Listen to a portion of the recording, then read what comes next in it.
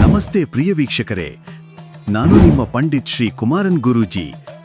ಎಲ್ಲರಿಗೂ ನಮ್ಮ ಜ್ಯೋತಿಷ್ಯ ಕಣ್ಣು ಯೂಟ್ಯೂಬ್ ಚಾನಲ್ಗೆ ಸ್ವಾಗತ. ಯಾರು ಮೊದಲ ಬಾರಿಗೆ ನಮ್ಮ ಯೂಟ್ಯೂಬ್ ಚಾನಲ್ ಅನ್ನು ನೋಡುತ್ತಿದ್ದೀರಾ, ಪ್ರತಿಯೊಬ್ಬರು ನಮ್ಮ ಚಾನಲ್ ಅನ್ನು ಸಬ್ಸ್ಕ್ರೈಬ್ ಮಾಡಿ ಮತ್ತು ಶೇರ್ ಮಾಡಿ.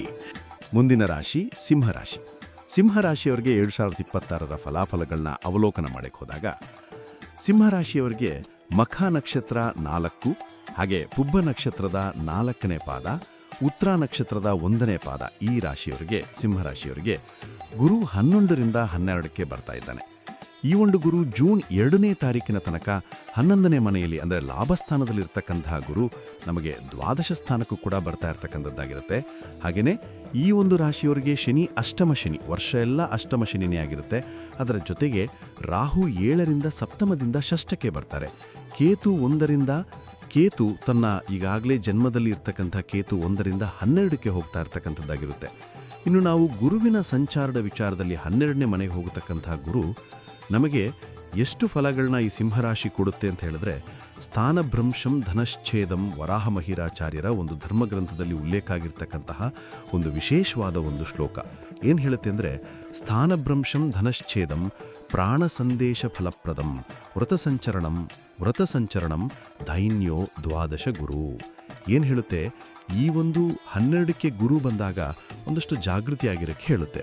ಇನ್ನು 2026ರಲ್ಲಿ ನಿಮಗೆ ಅಂದರೆ ಈ ಸಿಂಹರಾಶಿಯವರಿಗೆ ನೀವು ಎಷ್ಟು ಕೆಟ್ಟದ್ರಿಂದ ಒಳ್ಳೆಯದಕ್ಕೆ, ಈಗಾಗಲೇ ನಮಗೇನಾಗಿದೆ, ನಾವೆಲ್ಲೋ ಒಂದು ಕಡೆ ಒಂದು ದಾರಿಯಲ್ಲಿ ನಡೀತಾ ಇದ್ದೀವಲ್ಲ, ಆ ಕೆಟ್ಟ ದಾರಿ ಆ ದಾರಿ ಸರಿ ಇಲ್ಲ, ಎಲ್ಲೂ ಹಳ್ಳಗಳೆಲ್ಲ ಇದೆ. ಅಂಥ ಜಾಗದಲ್ಲಿ ನಡೀತಾ ಇರ್ತಕ್ಕಂಥವ್ರಿಗೆ ಸಿಂಹರಾಶಿಯವರಿಗೆ 2026 ಮೇನ್ ಸ್ಟ್ರೀಮ್ ಒಳ್ಳೆ ದಾರಿ ಸಿಗುತ್ತೆ. ಕೆಟ್ಟದ್ರಿಂದ ಒಳ್ಳೆಯದಕ್ಕೆ ನಾವು ಪ್ರವೇಶ ಮಾಡ್ತಾ ಇರ್ತಕ್ಕಂಥ ಸಂದರ್ಭ ಕೂಡ ಇದಾಗಿರುತ್ತೆ.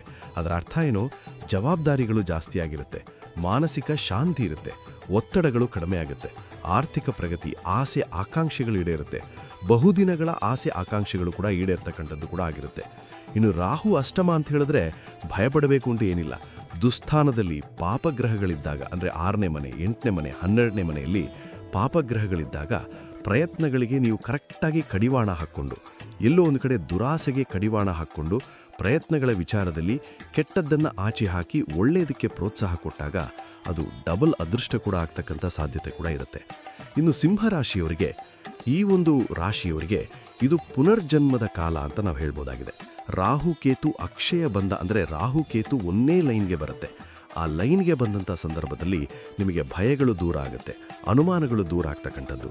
ಆದರೆ ಈ ವರ್ಷದಲ್ಲಿ ಆರ್ಥಿಕವಾಗಿ ಪ್ರಗತಿ, ಆಸ್ತಿಯ ವಿಚಾರದಲ್ಲಿ ಕಲಹಗಳು ಇತ್ಯರ್ಥ ಆಗುತ್ತೆ, ಮಕ್ಕಳಿಂದ ಶುಭ ಸಮಾಚಾರ ಸಿಗ್ತಕ್ಕಂಥದ್ದು, ಹೊಸ ಮನೆಯನ್ನು ಕಟ್ಟಿಕೊಡ್ತಕ್ಕಂಥ ಯೋಗ, ದೀರ್ಘಕಾಲದ ಆಸೆ ಆಕಾಂಕ್ಷೆಗಳು ಈಡೇರುತ್ತೆ. 12ರ ಪ್ರಬಲ ಗುರು ಆದರೆ ನಿಮಗೆ 12ನೇ ಮನೆ ಗುರು ಬರ್ತಾ ಇದ್ದಾನೆ, ದುಸ್ಥಾನಕ್ಕೆ ಗುರು ಬರ್ತಾನೆ. ಆ ಗುರು ಉಚ್ಚ ಗುರು ಆಗಿರ್ತಾನೆ, ಅಂದರೆ ಎಕ್ಸಾಲ್ಟೆಡ್ ಜುಪಿಟರ್ ಅಂತ ಕರಿತೀವಿ. ಆ ಉಚ್ಚ ಗುರು ಆಗಿರೋದ್ರಿಂದ 12ನೇ ಮನೆಯಲ್ಲಿರೋದ್ರಿಂದ ಒಂದಷ್ಟು ಪ್ರಯತ್ನಗಳು, ಸಂಕಲ್ಪಗಳು ಜಾಸ್ತಿ ನಿಮಗೆ ಶುಭ ಫಲಗಳನ್ನ ಕೂಡ ಕೊಡುತ್ತೆ. ಆದರೆ ಈ ಒಂದು 12ರ ಗುರು ಬಂದಾಗ ಹಳೆಯ ಕರ್ಮಗಳು ಅಂತ ಹೇಳಿ ಇವತ್ತು ನಮ್ಮ ಜೀವನದಲ್ಲಿ ನಾವು ಜ್ಯೋತಿಷ್ಯ, ಜಾತಕ ಅಥವಾ ಹಣೆ ಬರಹ ಆದರೂ ಶುಭ ಫಲಗಳ ಜೊತೆಗೆ ನಮಗೆ ಹಿಂದಿನ ಜನ್ಮದ ಕರ್ಮಗಳು ಕೂಡ ನಮ್ಮನ್ನು ಆಟ ಆಡಿಸ್ತಾ ಇರುತ್ತೆ. ಆ ಕರ್ಮಗಳು ಬಂದಾಗ ಅದಕ್ಕೆ ನಾವೇನಾದರೂ ಬಿದ್ವೋ, ಇದು ಹಿಂದಿನ ಜನ್ಮದ ಕರ್ಮನ, ಪರವಾಗಿಲ್ಲ ಬಿಡು, ನಾನು ಸ್ವಲ್ಪ ಸರಿ ಮಾಡ್ಕೋತೀನಿ ಅಂತಕ್ಕಂಥ ಭಾವನೆ ಬಿದ್ದುಬಿಟ್ವಿ ಅಂತ ಅಲ್ಲೇ ಕೂತ್ಕೊಂಡ್ಬಿಟ್ರೆ ಜೀವನ ಪೂರ್ತಿ ಅಲ್ಲೇ ಇದ್ಬಿಡ್ತೀವಿ. ಇನ್ನು ಹಳೆಯ ಕರ್ಮ ಫಲಗಳನ್ನ ನಿಮಗೆ ಸ್ವಲ್ಪ ಜಾಗೃತಿಯಾಗಿರಬೇಕು. ಒಳ್ಳೆಯ ಶುಭ ಕಾರ್ಯಗಳನ್ನ ಈ ಸಮಯದಲ್ಲಿ ಒಳ್ಳೆ ಮನಸ್ಸನ್ನು ಇಟ್ಕೋಬೇಕು. ನೆಟ್ವರ್ಕಿಂಗ್ ಬಿಲ್ಟ್ ಆಗುತ್ತೆ, ಹೊಸ ಸಂಸ್ಥೆಯನ್ನು ಸ್ಥಾಪನೆ ಮಾಡ್ತೀರಾ, ಸಾಕಷ್ಟು ಜನಕ್ಕೆ ಕೆಲಸ ಕೊಡ್ತೀರಾ, ಕೃಷಿಯಿಂದ ಲಾಭ ಆಗುತ್ತೆ, ಉದ್ಯೋಗದಲ್ಲಿ ಶುಭ ಆಗುತ್ತೆ. ರೈತಾಪಿ ವರ್ಗದವರಿಗೆ ಸಾಕಷ್ಟು ಒಳ್ಳೆಯ ನಿಮ್ಮ ಬೆಳೆದಂತಹ ಬೆಳೆಗಳಿರ್ಬೋದು ಅಥವಾ ನೀವೇನು ಕೈಂಕರ್ಯಗಳು ಮಾಡ್ತಾ ಇದ್ದೀರಾ ಅದರಲ್ಲಿ ನಿಮಗೆ ಶುಭ ಆಗುತ್ತೆ. ಈಗ ನೀರಿನ ಸೌಲಭ್ಯ ಸಿಗ್ತಕ್ಕಂಥದ್ದು, ಯಾರೋ ಬೋರ್ ಹಾಕಿಸಕ್ಕೆ ಹೋಗ್ತಾರೆ ಸಿಂಹರಾಶಿಯವರು, ಅವರಿಗೆ ನೀರು ಸಿಗ್ತಕ್ಕಂಥ ಯೋಗ, ಬೆಳೆಗಳಿಂದ ನಿಮಗೆ ಅನುಕೂಲ ಆಗ್ತಕ್ಕಂಥದ್ದು, ಆ ಹಣದಿಂದ ಮಕ್ಕಳ ಫೀಸ್ ಇರ್ಬೋದು, ಕುಟುಂಬ ನಿರ್ವಹಣೆ ಇರ್ಬೋದು, ಇಂಥದ್ದೆಲ್ಲಕ್ಕೂ ಕೂಡ ರೈತಾಪಿ ವರ್ಗದವರಿಗೆ ಆರ್ಥಿಕ ಸವಲತ್ತುಗಳು ಈ ವರ್ಷದಲ್ಲಿ ತುಂಬ ಚೆನ್ನಾಗಿ ಸಿಂಹರಾಶಿಯವರಿಗಿರುತ್ತೆ. ಇನ್ನು ವೇತನದಲ್ಲಿ ಬೋನಸ್ ಸಿಗ್ತಕ್ಕಂಥ ಯೋಗ ಸಿಂಹರಾಶಿಯವರಿಗೆ ಇರುತ್ತೆ. ರಾಜಕೀಯವಾಗಿ ತುಂಬ ಬೇಕಾದವರೇ ಮೋಸ ಮಾಡ್ತಾರೆ, ನೀವು ಬೆಳೆಸಿದಂಥವರಿಂದನೇ ನಿಮಗೆ ಮೋಸ ಆಗ್ತಕ್ಕಂಥ ಸಾಧ್ಯತೆ ಸಿಂಹರಾಶಿಯವರಿಗಿರುತ್ತೆ. ಇನ್ನು ಸಿಂಹರಾಶಿಯ ಮಹಿಳೆಯರಿಗೆ ಈಗ ಉದ್ಯೋಗ ಸಿಗ್ತಕ್ಕಂಥದ್ದು, ಡಾಕ್ಟರ್ ಕೋರ್ಸ್ ಮಾಡ್ತಾ ಇದ್ದೀರಾ, ಇಂಜಿನಿಯರಿಂಗ್ ಕೋರ್ಸ್ ಮಾಡ್ತಾ ಇದ್ದೀರಾ, ಇಂಥವ್ರಿಗೆ ಪ್ಲೇಸ್ಮೆಂಟ್ ಆಗ್ತಕ್ಕಂಥ ಸಾಧ್ಯತೆ ಇರುತ್ತೆ. ಇನ್ನು ಈ ರಾಶಿಯ ನ್ಯಾಯಾಂಗ ಇಲಾಖೆಯಲ್ಲಿ ಕೆಲಸ ಮಾಡ್ತಾ ಇರ್ತಕ್ಕಂಥವರು ಸ್ವಲ್ಪ ಜಾಗೃತಿಯಾಗಿರಬೇಕು. ಅಪವಾದಗಳನ್ನ ಎದುರಿಸ್ತಕ್ಕಂಥ ಒಂದು ಸಾಧ್ಯತೆ ಇರುತ್ತೆ. ಅದರಲ್ಲಿ PRV ಅವರು ಇರ್ಬೋದು, ಅಡ್ಮಿನಿಸ್ಟ್ರೇಟರ್ಸ್ ಇರ್ಬೋದು, HR ಇರ್ಬೋದು, ಇಂಥವರು ಸಿಂಹರಾಶಿಯವರು ಸ್ವಲ್ಪ ಜಾಗೃತಿಯಾಗಿರಬೇಕಾಗಿರುತ್ತೆ.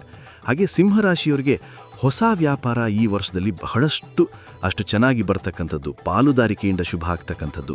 ಹಾಗೆ ಈ ರಾಶಿಯವರಿಗೆ 12ರ ಕೇತು ಬಂದಾಗ 12ರ ಕೇತು ಸ್ವಲ್ಪ ದೃಷ್ಟಿ ಆಗ್ತಕ್ಕಂಥ, ಅಂದರೆ ಜನಗಳ ಕಾಟ ಕೂಡ ಈ ವರ್ಷ ಆಗ್ತಕ್ಕಂಥ ಯೋಗ ಕೂಡ ಇರುತ್ತೆ. ಮಹಿಳೆಯರು, ಸಿಂಹರಾಶಿಯ ಮಹಿಳೆಯರಿಗೆ ವರ್ಷದ ಅರ್ಧ ಭಾಗ ಅಂದರೆ ಜೂನಿಂದ ಆಚೆ ಒಂದಷ್ಟು ಸಣ್ಣ ಪುಟ್ಟ ಆರೋಗ್ಯದ ಸಮಸ್ಯೆಗಳು ಕೂಡ ಕಾಡ್ತಕ್ಕಂಥ ಸಾಧ್ಯತೆ ಇರುತ್ತೆ. ಇನ್ನು ವಿವಾಹ ವಿಷಯಗಳಲ್ಲಿ ಒಳ್ಳೆಯದಾಗುತ್ತೆ. ಈ ಒಂದು ರಾಶಿಯವರಿಗೆ, ಸಿಂಹರಾಶಿಯವರಿಗೆ ಜಲ ಸಂಬಂಧಿ ವಿಚಾರದಲ್ಲಿ ಶುಭ ಆಗ್ತಕ್ಕಂಥ ಯೋಗ ಕೂಡ ಇರುತ್ತೆ. ಸ್ವಂತ ವ್ಯಾಪಾರಸ್ಥರಿಗೆ ಒಳ್ಳೆಯದಾಗ್ತಕ್ಕಂಥ ಯೋಗ ಕೂಡ ಇರುತ್ತೆ. ಹಿತೈಷಿಗಳ ಸಹಕಾರ ತುಂಬ ಚೆನ್ನಾಗಿರುತ್ತೆ. ಪಾಲುದಾರಿಕೆಯಿಂದ ಒಳ್ಳೆಯದಾಗುತ್ತೆ. ಒಳ್ಳೆ ಫೈನಾನ್ಸಿಯರ್ ಸಿಗ್ತಾರೆ ನಿಮಗೆ. ಹಾಗೆ ಒಳ್ಳೆ ವ್ಯಾಪಾರಕ್ಕೆ ಪ್ರಯತ್ನ ಕೂಡ ಪಡ್ತಕ್ಕಂಥ ಒಂದು ಸಾಧ್ಯತೆ ಕೂಡ ಇರುತ್ತೆ. ದಾಯಾದಿ ಕಲಹಗಳು ಇತ್ಯರ್ಥ ಆಗುತ್ತೆ.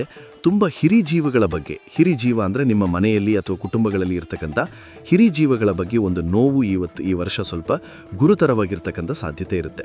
ಮಕ್ಕಳ ಅನಾರೋಗ್ಯ, ಸ್ವಲ್ಪ ವರ್ಷದ ಒಂದು ಮಧ್ಯಭಾಗದಲ್ಲಿ ಮಕ್ಕಳ ಅನಾರೋಗ್ಯ ಕಾಡ್ತಕ್ಕಂಥದ್ದು. ಹಾಗೆ ಉದ್ಯೋಗದಲ್ಲಿ ತುಂಬ ಅತಿಯಾಗಿ ಬೇಕಾಗಿರ್ತಕ್ಕಂಥ ಮಿತ್ರರಿಂದನೇ ತೊಂದರೆ ಆಗ್ತಕ್ಕಂಥ ಸಾಧ್ಯತೆ ಇರುತ್ತೆ. ಹಾಗೆ ಈ ರಾಶಿಯವರಿಗೆ ದೇವತಾ ಕಾರ್ಯಗಳಲ್ಲಿ ಭಾಗಿಯಾಗ್ತಕ್ಕಂಥ ಯೋಗ ಸಹ ಸಿಂಹರಾಶಿಯವರಿಗೆ ಇರುತ್ತೆ.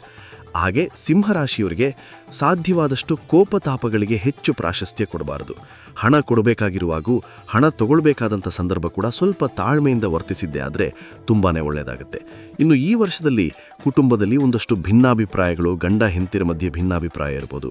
ಸುಮ್ಮನೆ ಯಾವುದೋ ಸಣ್ಣ ವಿಷಯಕ್ಕೆ ಗಲಾಟೆಗಳು ಮಾಡ್ಕೊಳ್ತಕ್ಕಂಥ ಒಂದು ಸಾಧ್ಯತೆ ಕೂಡ ಇರುತ್ತೆ. ಹಾಗೆ ಈ ರಾಶಿಯವರಿಗೆ ಸ್ವಲ್ಪ ಬಡ್ಡಿ ಅಥವಾ ಏನೋ ಹಣದ ಬಡ್ಡಿ ಕಟ್ತಾ ಇದ್ದೀರಾ, ಅಂಥ ವಿಚಾರದಲ್ಲೂ ಕೂಡ ಹಣದ ವಿಚಾರದಲ್ಲಿ ಶುಭ ಆಗ್ತಕ್ಕಂಥ ಯೋಗ ಕೂಡ ಇರುತ್ತೆ. ಹಾಗೆ ಮಹಿಳೆಯರಿಗೆ, ಅವಿವಾಹಿತ ಮಹಿಳೆಯರಿಗೆ ವಿವಾಹ ಯೋಗ ಇರತಕ್ಕಂಥದ್ದು. ಖಾಸಗಿ ಉದ್ಯೋಗದಲ್ಲಿರ್ತಕ್ಕಂಥವರಿಗೆ ಉದ್ಯೋಗದ ಭದ್ರತೆ ಸಿಗ್ತಕ್ಕಂಥ ಯೋಗ. ರಾಜಕೀಯ ವ್ಯಕ್ತಿಗಳಿಗೆ ತುಂಬಾ ಒಳ್ಳೆಯದಾಗ್ತಕ್ಕಂಥ ಸಾಧ್ಯತೆ ಈ ವರ್ಷ ಸಿಂಹರಾಶಿಯವರಿಗೆ ಇರುತ್ತೆ. ಇನ್ನು ಸಿಂಹರಾಶಿಯವರಿಗೆ ಸಪ್ತಮದಿಂದ ಷಷ್ಠಕ್ಕೆ ಬರ್ತಕ್ಕಂಥ ರಾಹು ನೋಡಿದಾಗ ಆರೋಗ್ಯದ ವಿಚಾರದಲ್ಲಿ ಸಕಾಲದಲ್ಲಿ ಟ್ಯಾಬ್ಲೆಟ್ಸ್ ತಗೊಳ್ತಕ್ಕಂಥದ್ದು. ಹಾಗೆಯೇ ಸಕಾಲದಲ್ಲಿ ಆಹಾರಗಳನ್ನ ಸಕಾಲದಲ್ಲಿ, ಅತಿ ಹೆಚ್ಚು ಆಹಾರ ಕೂಡ ಡೇಂಜರ್ ಆಗುತ್ತೆ. ಸಕಾಲದಲ್ಲಿ ಮಾತ್ರೆ ತಗೊಳ್ಳೋದು, ಸಕಾಲದಲ್ಲಿ ಊಟ ಮಾಡೋದ್ರಿಂದ ಸಾಕಷ್ಟು ಶುಭ ಫಲಗಳು ಕೂಡ ಸಿಂಹರಾಶಿಯವರಿಗೆ ಸಿಗ್ತಕ್ಕಂಥ ಒಂದು ಸಾಧ್ಯತೆ ಇರುತ್ತೆ. ಹಾಗೆಯೇ ಈ ರಾಶಿಯವರು ಭೂಮಿ ತಗೊಳ್ತಕ್ಕಂಥ ಸಂದರ್ಭ ನೋಡಿದಾಗ ಸ್ವಲ್ಪ ತಾಳ್ಮೆ, ಯಾರ್ದಾದರೂ ಸಲಹೆ ಅಥವಾ ಮಾರ್ಗದರ್ಶನ ಪಡ್ಕೊಂಡ್ರೆ ತುಂಬಾ ಒಳ್ಳೆಯದಾಗ್ತಕ್ಕಂಥ ಸಾಧ್ಯತೆ. ಸ್ವಲ್ಪ ಹಿಂದಿನ, ಅಂದರೆ ನಿಮ್ಮ ಪೂರ್ವಾಶ್ರಮ ಹಳೆಯ ನೆನಪುಗಳು, ಅಥವಾ ಹುಟ್ಟಿದ ಊರಲ್ಲಿ ಮನೆ ಕಟ್ಕೊಳ್ತಕ್ಕಂಥದ್ದು, ಅಥವಾ ಏನಾದರೂ ಹುಟ್ಟಿದ ಊರಲ್ಲಿ ಭೂಮಿ ತಗೊಳ್ತಕ್ಕಂಥ ಒಂದು ಸಾಧ್ಯತೆಗಳು ಕೂಡ ಇರುತ್ತೆ. ಪ್ರೇಮ ವ್ಯವಹಾರಗಳಿಗೆ ಸಿಂಹರಾಶಿಯವರಿಗೆ ಈ ವರ್ಷ ಸಾಕಷ್ಟು ಮನ್ನಣೆಗಳು ಕೂಡ ಸಿಗ್ತಕ್ಕಂಥ ಒಂದು ಸಾಧ್ಯತೆ ಇರುತ್ತೆ. ಹಾಗೆಯೇ ಸಿಂಹರಾಶಿಯವರಿಗೆ ಏನಾದರೂ ತಾವು ಹಣಕಾಸಿನ ವಿಚಾರದಲ್ಲಿ ಒಂದಷ್ಟು ದಾನ ಧರ್ಮಗಳಿಗೆ ಹೆಚ್ಚು ಪ್ರಾಶಸ್ತ್ಯ ಕೊಟ್ಟಿದ್ದೆ ಆದರೆ ತುಂಬಾ ಒಳ್ಳೆಯದಾಗ್ತಕ್ಕಂಥ ಸಾಧ್ಯತೆ.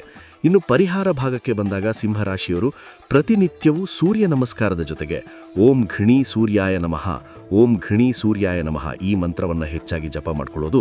ಪೂರ್ವ ಮತ್ತು ಉತ್ತರದ ದಿಕ್ಕಿನ ಪ್ರಯಾಣಗಳು ಬಹಳಷ್ಟು ಶುಭಕರವಾಗಿರ್ತಕ್ಕಂಥ ಯೋಗ ಕೂಡ ಇರುತ್ತೆ.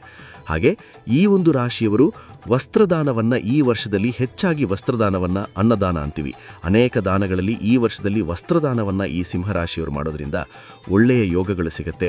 ತುಂಬಾ ಒಳ್ಳೆಯದಾಗ್ತಕ್ಕಂಥ ಸಾಧ್ಯತೆ ಕೂಡ ಇರುತ್ತೆ. ಅಣ್ಣ ತಮ್ಮಂದಿರು, ಅಕ್ಕ ತಂಗಿಯರ ಜೊತೆ ಒಳ್ಳೆ ಬಾಂಧವ್ಯಗಳನ್ನ ಬೆಸೀತಕ್ಕಂಥ ವರ್ಷ ಕೂಡ ಇದಾಗಿರುತ್ತೆ. ಓಂ ಘೃಣಿ ಸೂರ್ಯಾಯ ನಮಃ ಈ ಮಂತ್ರವನ್ನು ಜಪ ಮಾಡ್ಕೊಳ್ಳಿ. ಆದಿತ್ಯ ಹೃದಯವನ್ನು ಸಾಧ್ಯವಾದಷ್ಟು ಕೇಳ್ಕೊಳ್ಳಿ. ತುಂಬಾ ಒಳ್ಳೆಯದಾಗುತ್ತೆ.